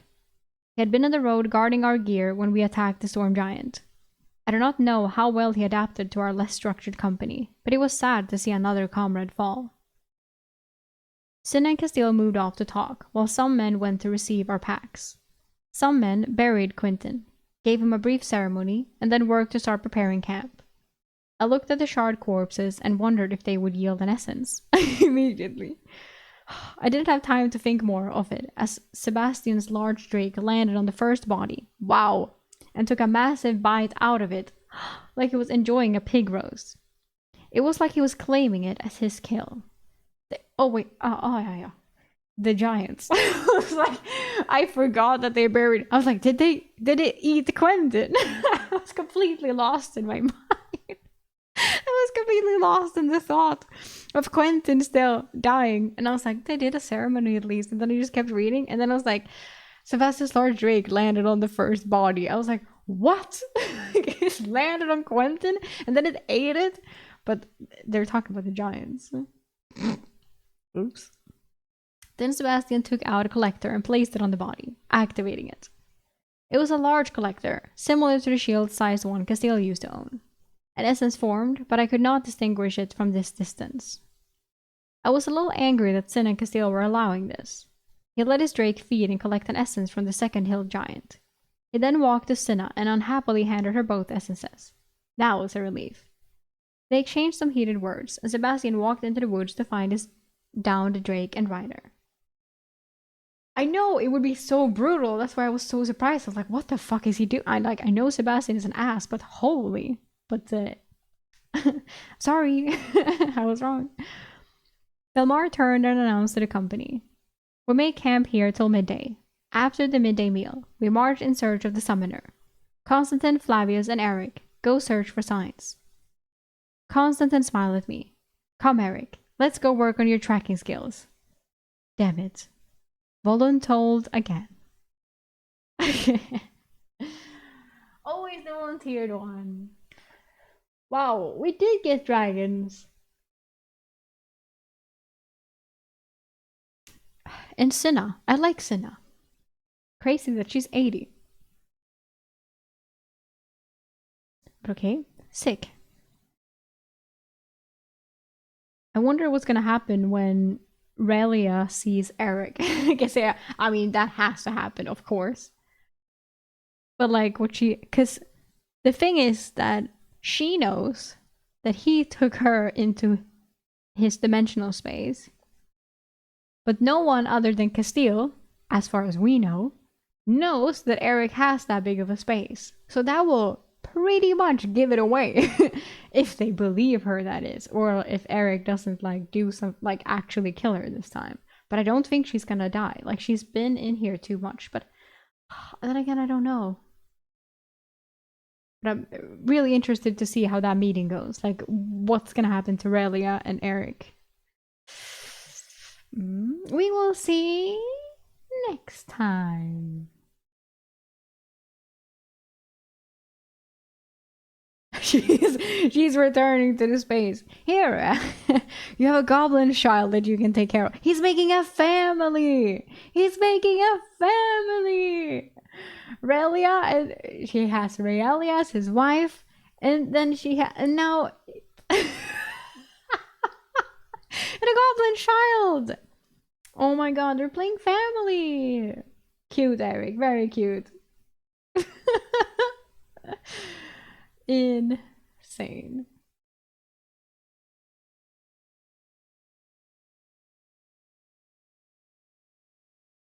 Exactly, L5 and Goblin Child. Will there be WoW today? Yes, I will be playing WoW now. I'm scared. But I will attempt to play WoW.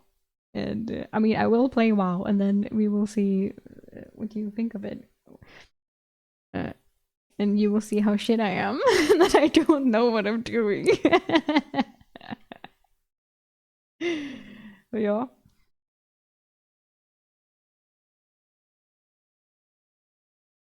Oh, you saved my notes real quick. Yeah.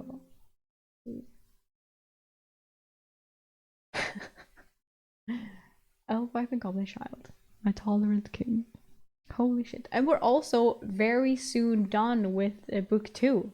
So we're on to book 3 very, very soon. Because we're on page 409, I think now we ended on.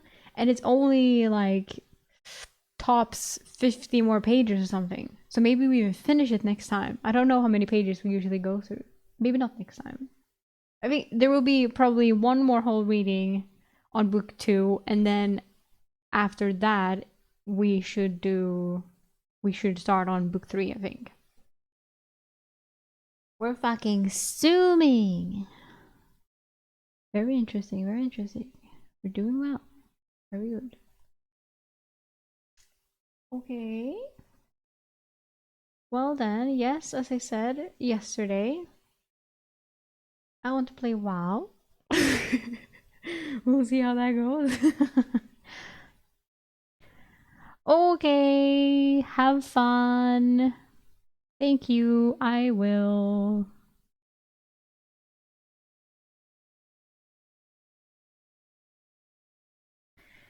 I will do it. I will. I think I will restart the stream only because I have to download every VOD so I can edit it and upload it, you know? Um, and I only have like, I don't have any space in my PC. Let's see how much space I have. I have 13 gigabytes free. And I think that since I don't know how much WoW I'm gonna play, then I think I'm just gonna restart it quick so I don't have to do all of that. But first, I'm gonna nicely.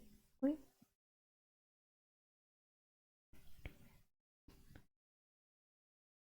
The YouTube stream can stay up.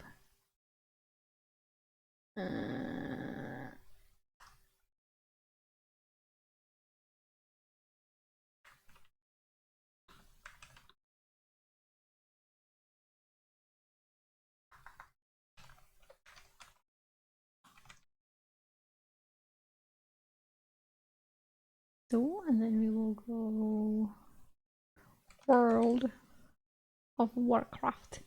Right. And you can. There's also a drop for a pet that you can get.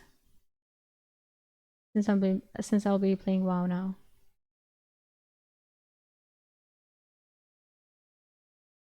That's nice as well.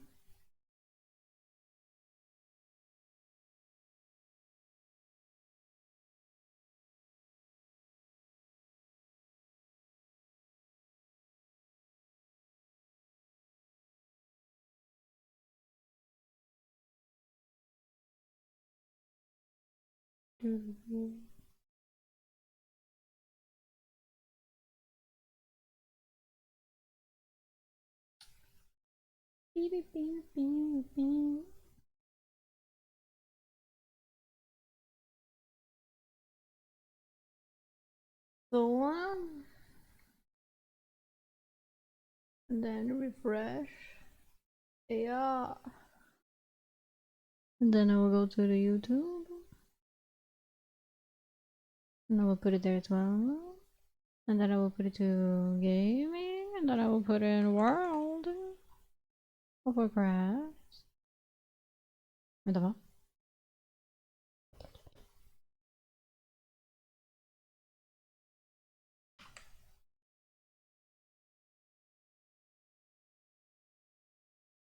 Ja. Så. Nej. Så. Save. Okay, I will restart the stream. I'm stuck casting a spell. Yes. Okay, quick restart on Twitch so I don't have to take the whole VOD. Eepy. Oh, no, if I... Oh, that's mean. Because I... Oh... Okay, both of them has to restart. RIP. Okay, both restart very quick. Just refresh and I will be right here again. Yippee! Bye, VOD watchers, for the reading stream. New VOD.